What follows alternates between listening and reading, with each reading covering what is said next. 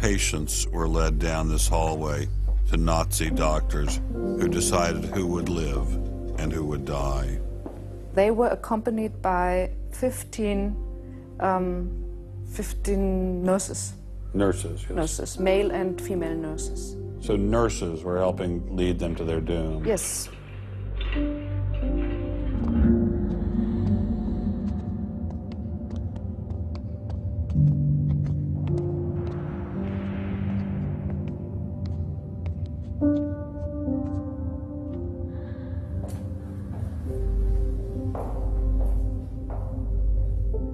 So were the prisoners told they were taking a shower? Yes, they were taking a shower, and here was 1 or 2 showers. So how many people were brought into this room? 60 to 70.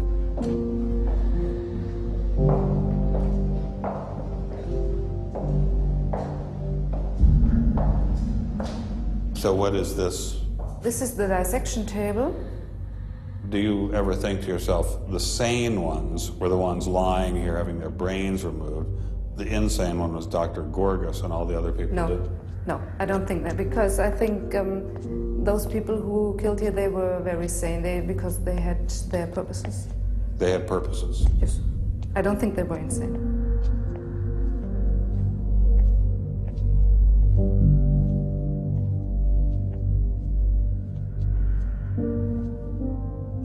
They had 2 crematory ovens. I see. And they killed about 70 people. A day? So a day, so they had... That's barely enough time. And they only killed from Monday to Friday. So... Because the people who were doing the killing needed to have the weekend off. If you met Dr. Gorgas today, what would you say to him? I don't know. I don't think that it's my role to tell him something. It's difficult to describe how it felt to walk through such a haunting place, to know that these cold stone and tile walls were the last things the victims of Hadamar ever saw. I wanted to explore this connection further, so I met with the author of From Darwin to Hitler, Dr. Richard Weikart. Hitler and many of the physicians that carried out this program were very fanatical Darwinists, and particularly wanted to apply Darwinism to society. Was wir uns unter der deutschen Jugend der Zukunft wünschen, ist etwas anderes, als was die Vergangenheit sich gewünscht hat. Wir müssen einen neuen Menschen, auf dass unser Volk nicht an den typischen Degenerationserscheinungen dieser neuen Zeit zugrunde geht. Many of these people in the 19-teens, 1920s, who were putting forward some of these ideas about racism were considered the leading scientists. These were Darwinists who were taken seriously by fellow academics. It's not to say that all academics believed it. These leading academics, were there any of them who were Americans? There were plenty of Americans who were saying similar kinds of things. Not only were Americans saying such things, they were pioneers in this fledgling science known as eugenics. They thought they could help evolution along by sterilizing the so-called feeble-minded and prohibiting them from getting married. Physicians who are aware of the history of 20th century American medicine harbor some bad feelings towards Darwinists because of eugenics. And eugenics, which was an attempt to breed human beings, it was the darkest chapter of American medicine ever. There were 50,000 people involuntarily sterilized because they were deemed unfit to breed, basically. Eugenics isn't just history. The spirit of the movement lives on today. Margaret Sanger was the head of Planned Parenthood. She was very fanatical in her promotion of eugenics. In fact, Planned Parenthood was all about birth control for the impoverished and lower classes to try to help improve the species.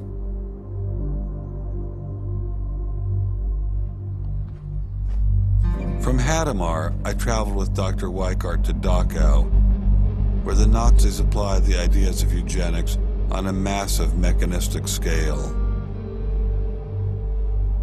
When it was a fully functioning concentration camp, and what was the purpose of it? I mean, part of it was to repress political enemies. What was the rest of the purpose? Well, beyond the repression of the political enemies, which was its purpose at the very beginning, then later on it transformed into repressing racial enemies. And sometimes those categories overlapped because sometimes they thought that these people were political enemies because they were inferior biologically. The war itself was part of the Darwinian struggle for existence for Hitler. And he saw the extermination of the Jews as one of those fronts to this warfare going on as this Darwinian struggle for existence. Would you say that Hitler was insane? No, I wouldn't say he was insane. I think he had imbibed some very, very wrong ideas. And in fact, I think he took the logic of them in certain ways that brought him to take very radical solutions for them. Would you say he was evil? Oh, I'd definitely say he was evil. Is there such a thing as evil? Oh, I think there is. And is there such a thing as good? Oh, definitely. And evil can sometimes be rationalized as science. Oh, sure. And evil can sometimes be rational. When it's rationalized as science, and I think when it's rationalized in this particular way in particular, I think Hitler thought he was doing good. He thought he was doing good? Oh, I think so. He thought he was benefiting. He thought he was benefiting humanity by driving evolution forward and creating a better humanity.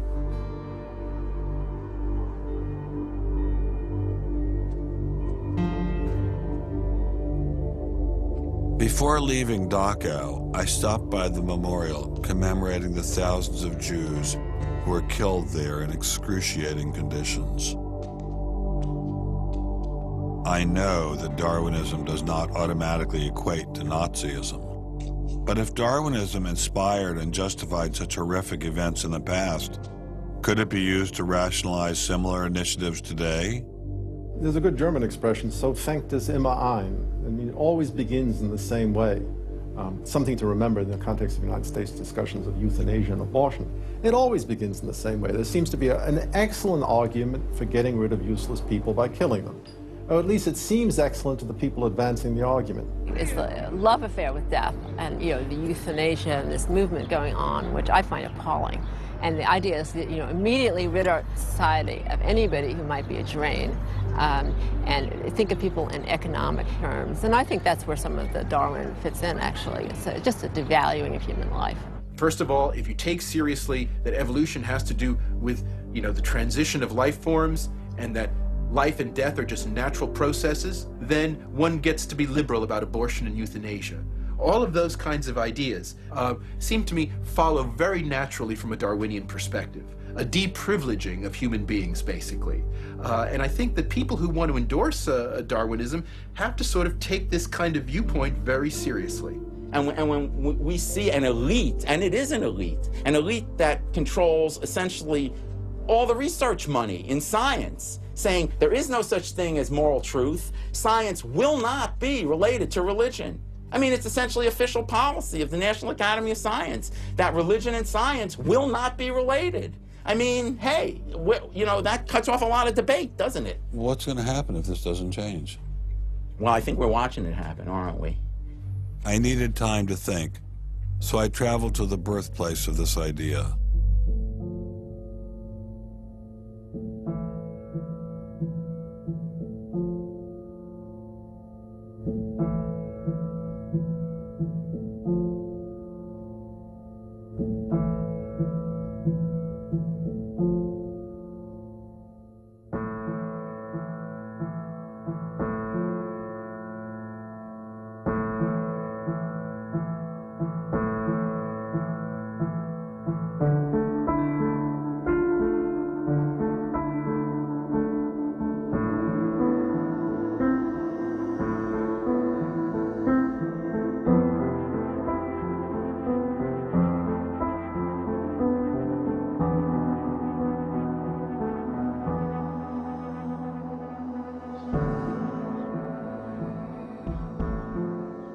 With savages, the weak in body or mind are soon eliminated. We civilized men, on the other hand, do our utmost to check the process of elimination. We build asylums for the imbecile, the maimed, and the sick. Thus, the weak members of civilized societies propagate their kind. No one who has attended to the breeding of domestic animals will doubt that this must be highly injurious